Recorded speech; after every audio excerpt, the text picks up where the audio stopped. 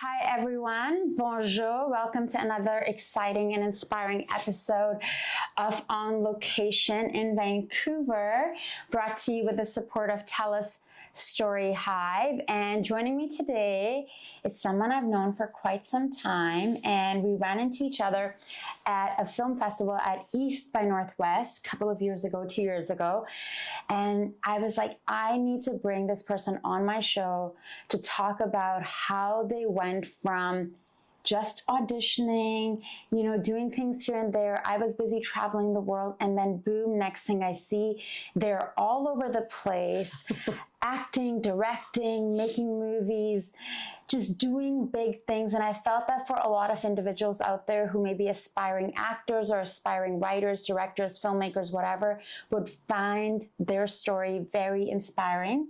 I'm talking about none other than the lovely Panta Mosleh. Yeah. Welcome. Voice actor. Panta spends her time between Vancouver and LA, but her film projects take her all over the world. And she's been directing, acting, just so busy. You've got your hands in everything. Welcome. Thank you for having me. Thank you for being here. Everyone who joins me, I always love to ask them about backtracking their story. Like, did you always want to act? Like, was this something that you always knew you wanted to do? Oh my gosh, that's a very good question. When I was a kid, I remember clear as day that I'd be playing with these stuffed animals and coming from Persian background, it's probably similar to you. There's always big extravagant parties going on, and for some reason, everybody entertained me and allowed me to kind of do a show at all these parties. I would take half hour to make this puppet show, or do a comedy routine, or do an impression, so I've always had that entertainer vibe since I was little.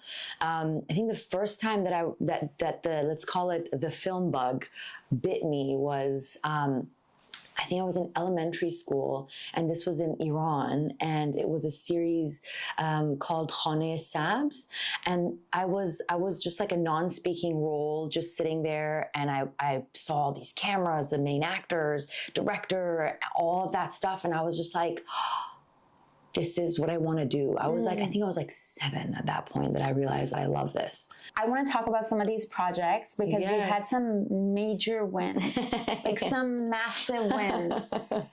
Your films are going, your short films are going all over. You're directing Hallmarks.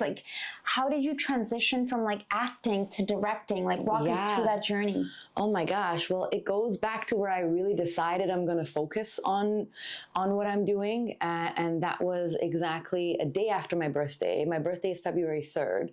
So I went to Vegas with my friends, had a really good time. And the day after, February 4th, this is 2014. I decided, okay, I love partying. I love going out. I love socializing and all that stuff.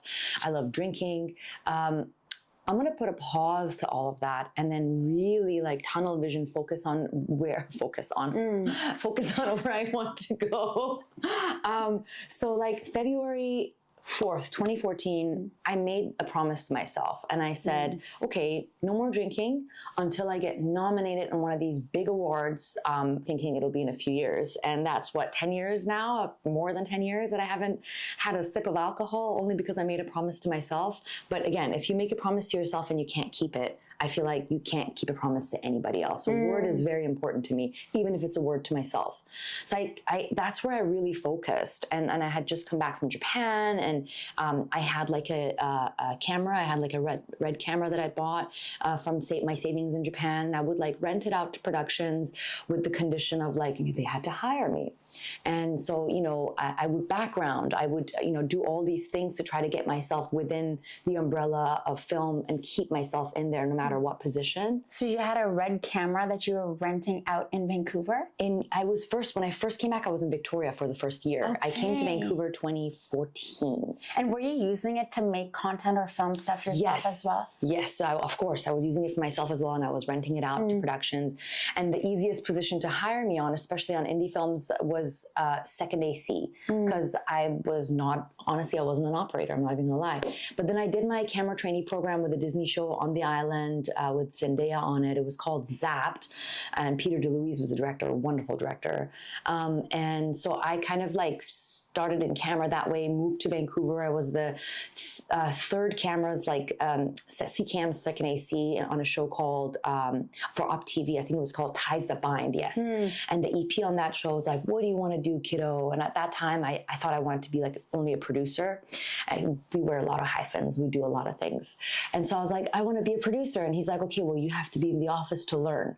So he pulled me in, I did office PA, then I quickly moved up to second assistant coordinator, then first assistant coordinator, then a coordinator. So it sounds like you're soaking up all this information and all this knowledge about different facets of like film world, because these days, and I think even before now, it's like just doing one thing isn't enough. Like you have to understand how the business works. But you also have to like be able to pay yourself and make a living to support your dream.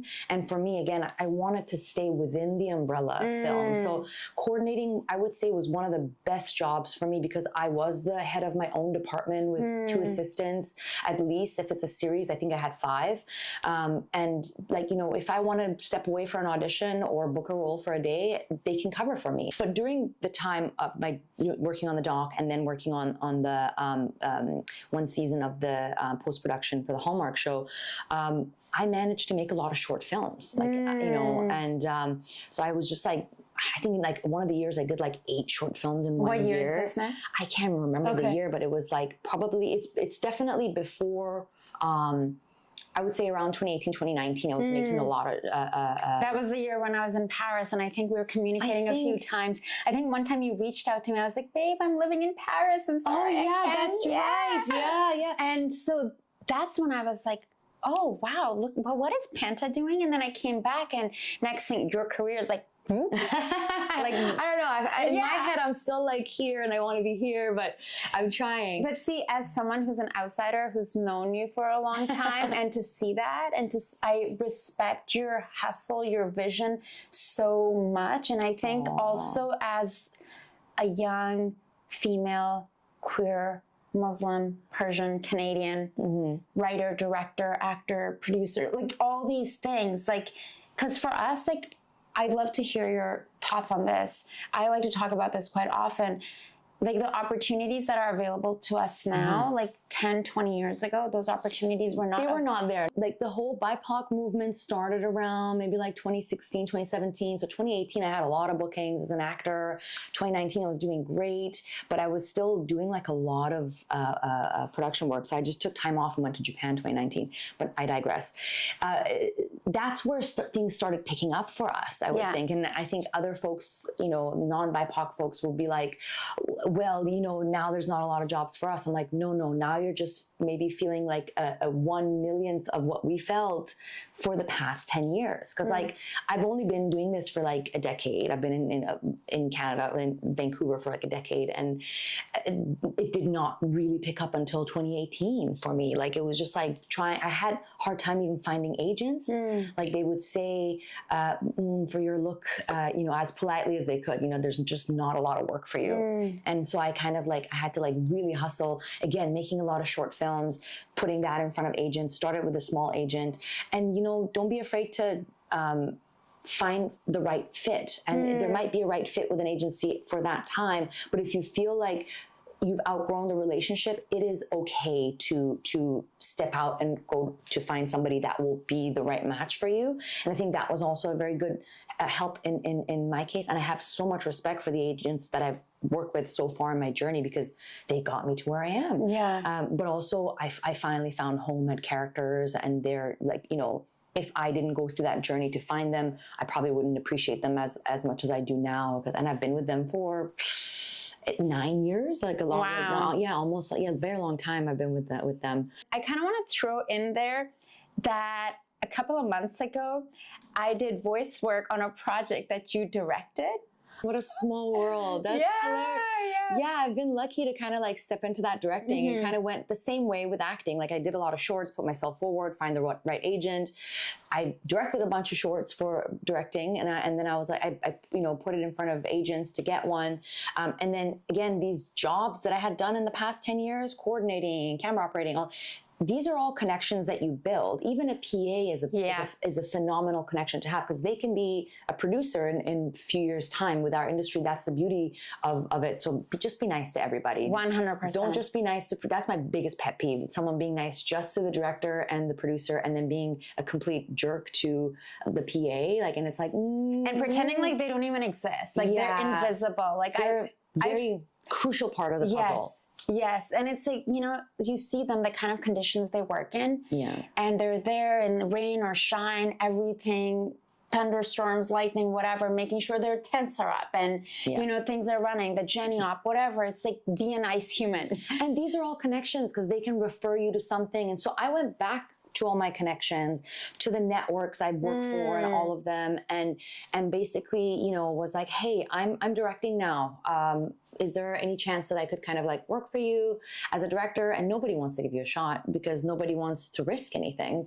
But once I got an agent, and how I got an agent is I got a development deal with a big production company for my series. And I was like, hey, I want to make sure my contract is good. Do you want to help me with the development deal? And they were gracious enough to be like, yes, let's sign you on. Let's help you. And then once I had that agent, then I went back to the same companies I'd worked for. Suddenly, I'm now reliable, because you have representation. They filter things out. Did I have any feature under my belt? Absolutely not. It was the same short films that I had applied to them months, even a year ago, to just kind of like, get a job. But once you have an agent, then they look at you with like, okay, this person's serious. So like that should be your first goal, making really good projects to be able to get a representation. And will that representation be finding you your first jobs? Probably not. You still got to do your work. But they absolutely validate you for the production companies, for the producers, for the network executives. And then I kind of was very lucky to kind of get producing jobs. Shout out to Bruce Harvey and Javier, my friend, who gave me the shot to be able to kind of make my film. They were very gracious to be like, okay, we'll give you a shot. And I ended up doing 3 movies back to back with them, and they were so lovely to give me. I had like a rom-com, I had a thriller, and I had a Christmas. So they really set me up perfectly to be able to be hireable for anything. That is so brilliant, and it's just so inspiring to see. But obviously you've put in the work, because you went from like, coordinating, learning all the things, like everything a producer needs to know, while at the same time you knew your goal was acting, but you knew that for people like us, we're gonna have to make our own projects. We're gonna have to know the ropes, and you continue to do that. I wanna talk a little bit about the recent project you've been, I keep seeing it on social media, and congratulations on Red Sea Film Festival. Oh, thank you very much. And I'll let you share with our audience. You won Best Short Film.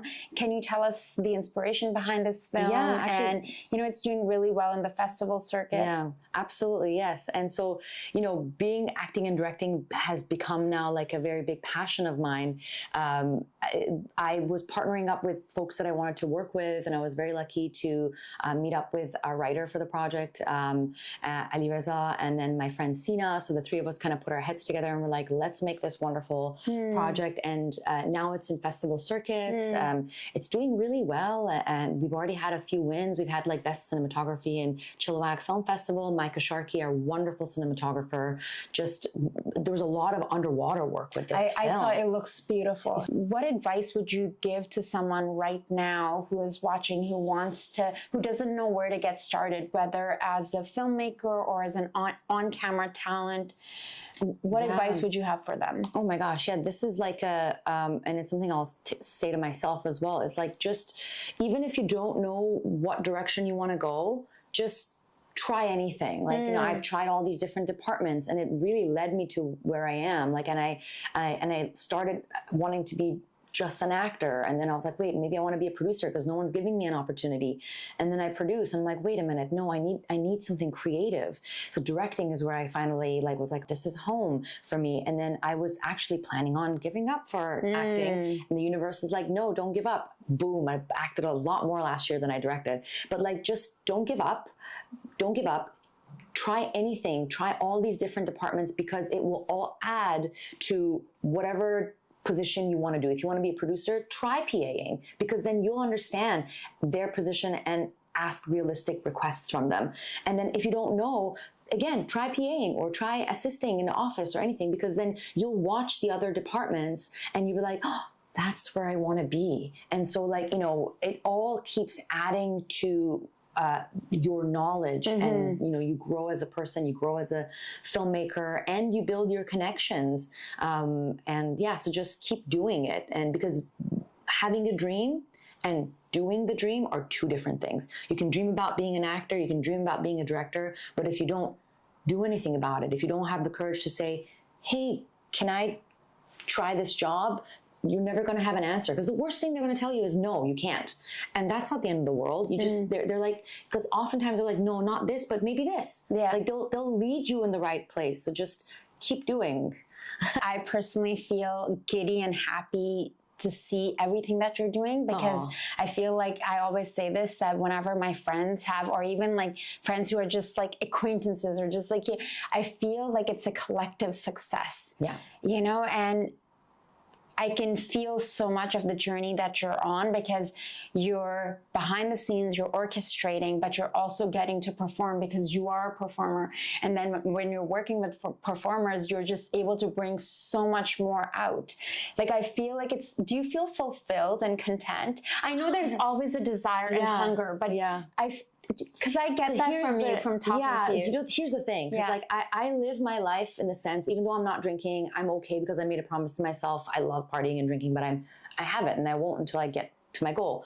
But I've lived my life in thinking I want to live it every day where I have no regrets. Where if I die tomorrow, will I look back and say, was I doing everything I could to reach my goal, even though I died and maybe I didn't reach it? Yes, I was. So I'm satisfied. Like, I'm satisfied with life because I'm doing everything I can to reach my goal. And am I at the goal that I want to be? No, I haven't gotten an Emmy yet. Hello, Emmys. Get on it, people. Get on it. Well, you have this new documentary coming out, so like, but no, I'm part of the Academy now, so that's like, I'm allowed to go to the Emmys and watch. I'm part of the Academy. As a director, I'm part of the Academy now. I love that. But that's the thing. And I went to the Emmys, and I took my mom for the first time, and I was just like, the first feeling I got was the imposter syndrome. I was like, I don't belong here. I don't have a nomination. But then no, I'm a member. I'm allowed. So if I want to get rid of that feeling, what do? I put fire under my bum, because this is PG, right? Under my bum, and and make something that will put me there, that I'm like, I'll have that feeling of, oh no, I do belong here. So that's where my fire comes from. Again, it's competing with myself and pushing myself, and because no one is going to do it for you, and you envying or being jealous of other people also not going to do it for you. 100%. I realized, I'm like, I'm going to focus on this other part of my journey, and if this happens, wonderful.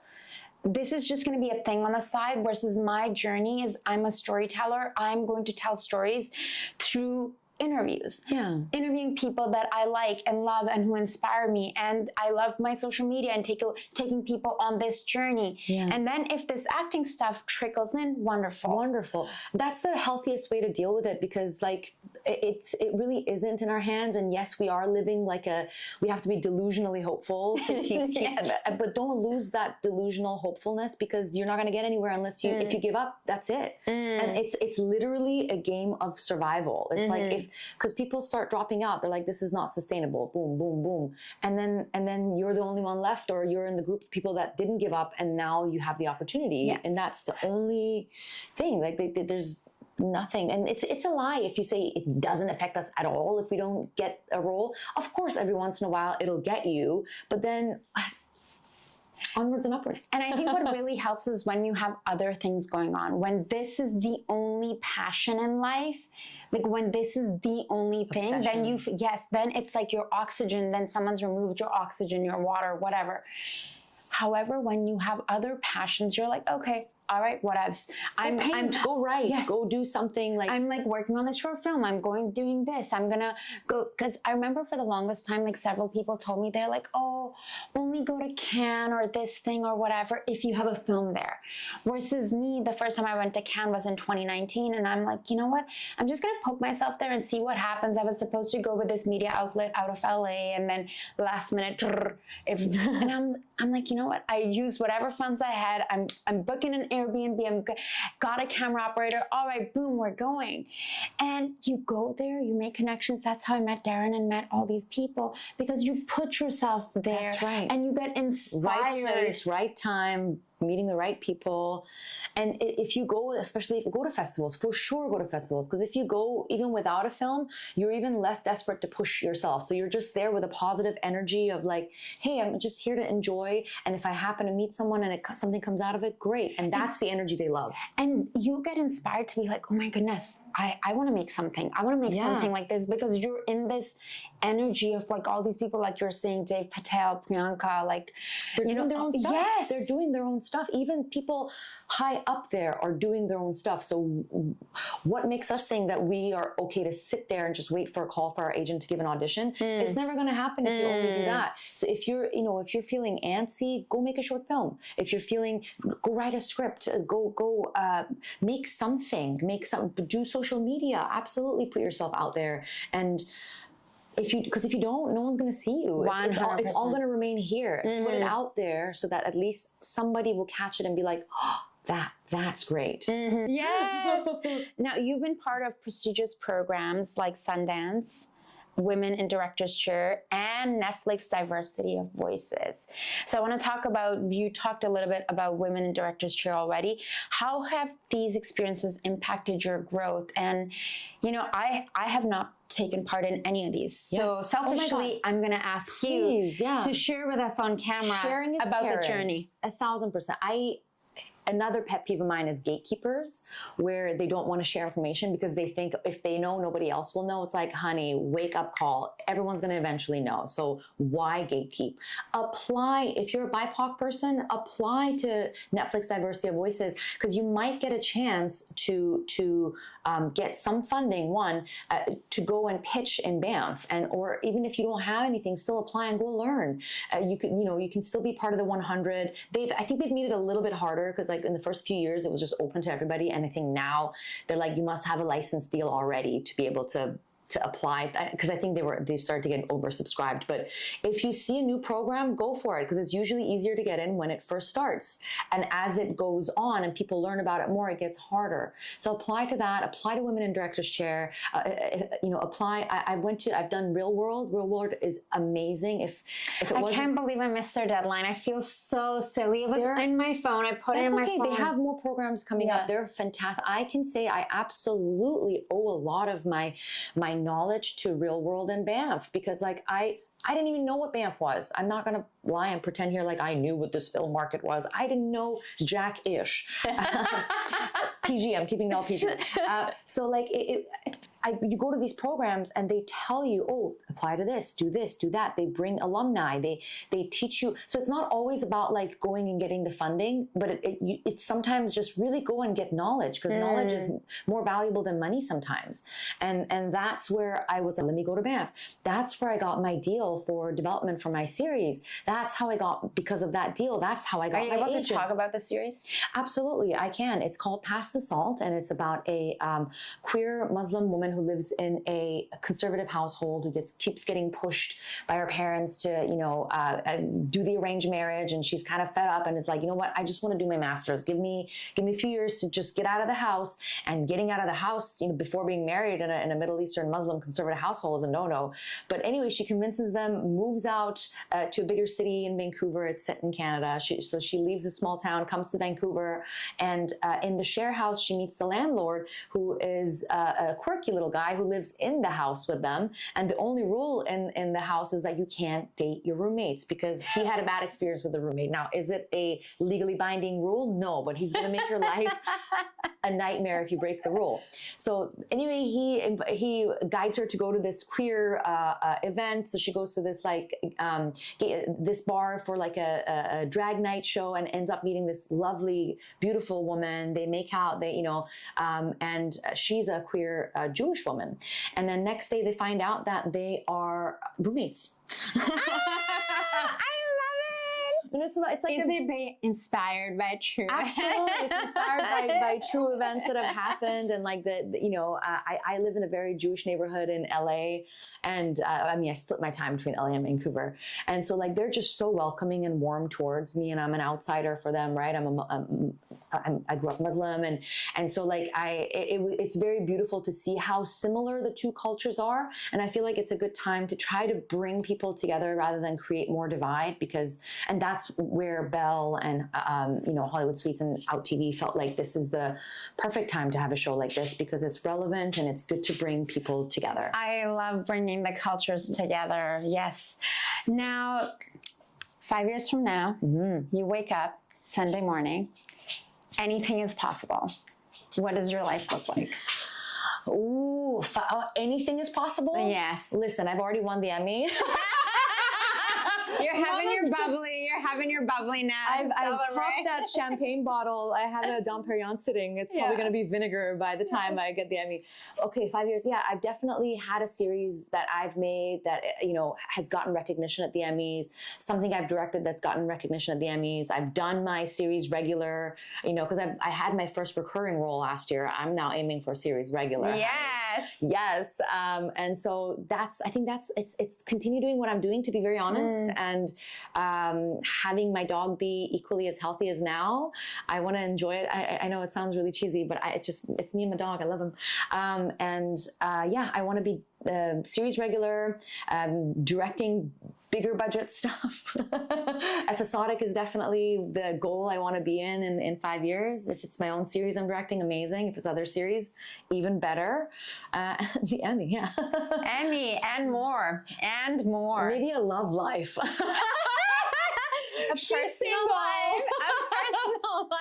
What is there such a thing?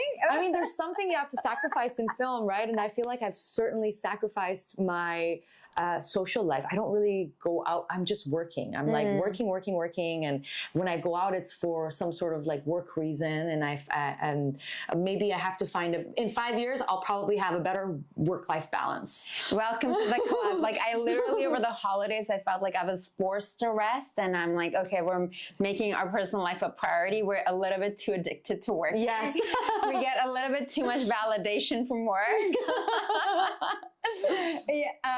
Honey, this was so lovely. I feel like I can keep you here forever. I know you have lots to do before you fly out to Hollywood, to La La Land. And just so lovely to sit down. It's just truly inspiring to see everything that's coming your way. You've truly worked hard for it.